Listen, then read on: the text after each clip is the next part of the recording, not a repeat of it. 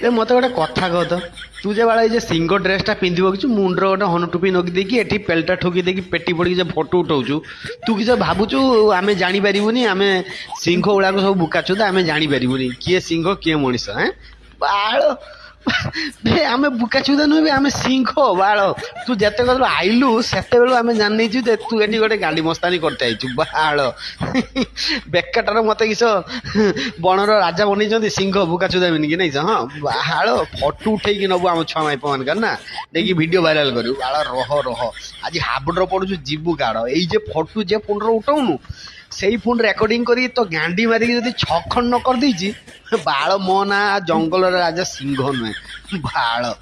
କହିଲା ଫଟୋ ଉଠିକି ନେଇ ଚାଲିଯିବୁ ନା, ରହରା ଯିବୁ କାଢ। ସେଇ ଭିଡିଓ କ୍ୟାମେରା କରିମି, ତହରି କ୍ୟାମେରାରେ ଭିଡିଓ କରିମି, ତହରି ଇନଷ୍ଟାଗ୍ରାମରେ ସେ ଭିଡିଓଟା ଅପଲୋଡ କରିମି, ତାପରେ ପୁରା ୱାର୍ଲଡ ଦେଖିବ, ପୁରା ୱାର୍ଲଡ ଦେଖି ପୁରା ଡରିକି ତାଙ୍କ କୁଳି ମୁଣ୍ଡକୁ ଉଠି ନ ଚାଲିଯିବ ଯଦି ମୋ ନା ସିଂହ ନୁହେଁ ଆଳ।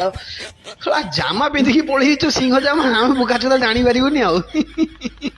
ବାଳ ତ ରହ ପେଟି, ତୁ ସେଇ ପଜିସନରେ ଥା, ମୁଁ ପଛଆଡୁ ଯାଇକି ପୁଚକିନା ଗାଣ୍ଡି ମାରି ଦେଇକି ପଳେଇ ଆଇବି, ତୁ ଜାଣି ବି ପାରିବୁନି। ରହ